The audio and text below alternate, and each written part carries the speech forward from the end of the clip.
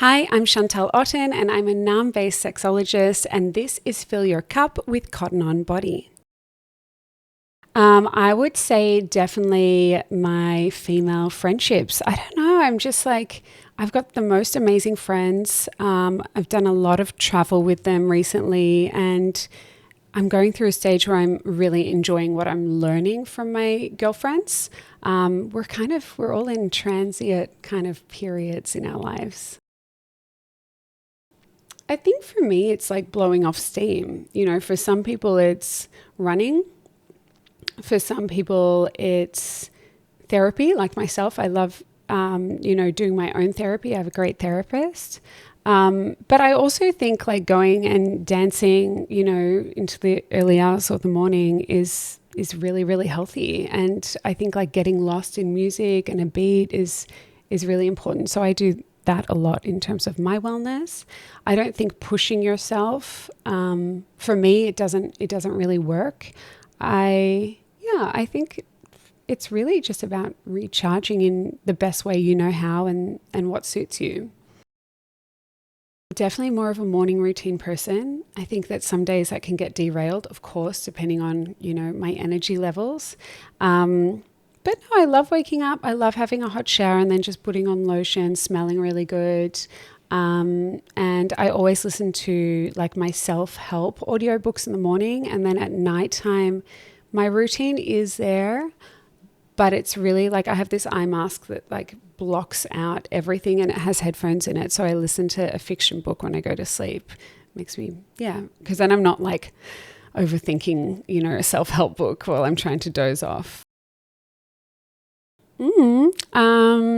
I'm manifesting, I think, trying to launch my career in the US. Yeah, I think I've been very blessed to have an amazing run in Australia, and I've had so much support, and I'm looking forward to trying that in a new demographic as well and seeing how I go. And I think New York will be the right place to do that because they're, open-minded, and everyone just kind of lifts each other up there, which is, that's really exciting for me. Oh, I was talking about this morning with a patient of mine. She's like, I am going to get into exercising 5 days a week. And I was like, that's just quite all or nothing thinking. I think wellness is about learning. So that can be traveling, that can be audiobooks, that can be meeting people who teach you new things, that can be therapy. It can be about strength as well, whether that be inner strength or physical strength. And I also think wellness is about taking it easy. We are not, we're not taught to rest. A lot of us think that rest is, selfish or it's lazy, but rest is super important and it's a key component of wellness. Oh, they're all really hot. And I mean that in terms of like energy. Their energy is just amazing. They're wise, they're kind, they are all kind of they're varied in their personalities, but the common denominator is that they're very caring, and they're all up for an adventure. So I'm in bed a lot, to be honest. I love sleeping, but I also work from bed. Sometimes my assistant Katie, who's here, she gets into bed with me and we work, and then my dog as well. It's just I just like, I don't know, I love being in my pajamas and I love being cozy. And I think because I do a lot of telehealth as well, I like moving between my office and back to bed just for a little bit of variety. Yeah, my dog sleeps in my bed every day. He has stairs up to the bed. I couldn't, I think like, I kind of sleep in, it's his bed. I sleep in his bed, to be honest. He stays in bed when I get up and go to work. He's still like chilling in there. It's a little bit of both. I would say I'm an extroverted introvert. I think I've been like pushed into being extroverted in my life because my sister is an extrovert, but we ended up going to different schools. She's intellectually disabled, and then I had to learn how to make friends. So that's where I kind of I don't know, I had to bring some skills to the surface there. I love recharging at home or with my friends, but I wouldn't say I'm one that's drawn to events and parties. I'm usually in the corner having a D&M.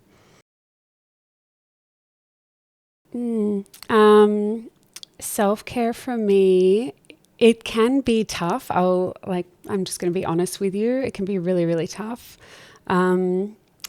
I think consistency with doing therapy myself. I do it once a week. I also think like a infrared sauna does a really nice job for me because I don't have to like move around too much and can sink into it, and like I can stack so I can listen to an audiobook at the same time. But yeah, I would say like taking care of myself. For me, it's just about having some quiet time, and I'm learning to be more vulnerable with my friends and my loved ones. Yeah. Oh, I learned a lot about love. Like, it will make me cry, but yeah, I learned a lot about love in my family and my friendships. You can feel all these things, by the way. Feel free to cry if you need. No, it's good. It's good to like talk about it. Yeah. Oh, I know. I've got a good one for this. Okay. My wind down routine, I love to have a hot bath with Epsom salts.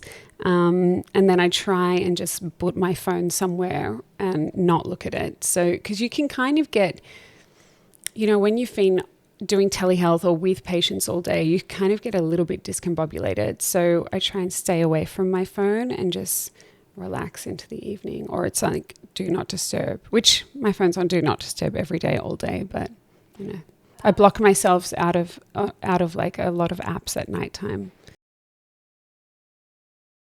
I literally have every single gadget under the sun when it comes to wellness. I'm addicted to it, but I buy it, I use it for a little bit, and then I forget about them because I've got so many. But I do love my red light mask. I have one from Dr. Naomi, and it's so good. And I think it's just really fun to like take photos in it as well and send it, or like call my friends while I'm wearing it. It's a good question. Let me like cough it out for 1 second. Okay. Personal boundaries are something that I'm very, very strict with. I would say that they probably weren't there when I started my career, which is quite a while ago. But after the past like few years, I get approached in public or like when I'm out and people want to ask me questions about their sex lives, and that's for work, that's when I'm clocked on for work. So I'm pretty good at being like, I really love that you want to talk to me about this, but I'm off the clock, you should definitely book a session. If it's a friend of mine, I don't mind. I'm absolutely there for it. But if it's someone that I don't know, then I'm very strict. And in terms of implementing boundaries in other ways, I would say, my phone is on Do Not Disturb. My beautiful assistant, Katie, manages all incoming comms to me from, my management or from patients or, other people that I'm working with. So I'm not overloaded. Then I can focus on sessions. And then also, if I don't want to go out, I don't go out. I never push myself. Yeah, for sure. And I also get I get caught once in a while, especially when a friend is like, oh, you should talk to Shanti about those questions that you had. She'd love it. And I'm like, no, it's like a slow motion, like, no, please. I'm like, I'm off the clock. I cannot talk about it. I just want to have dinner with my friends. So yeah, you kind of like learn the hard way. Thank you, Cotton On Body, for having me. This is Fill Your Cup.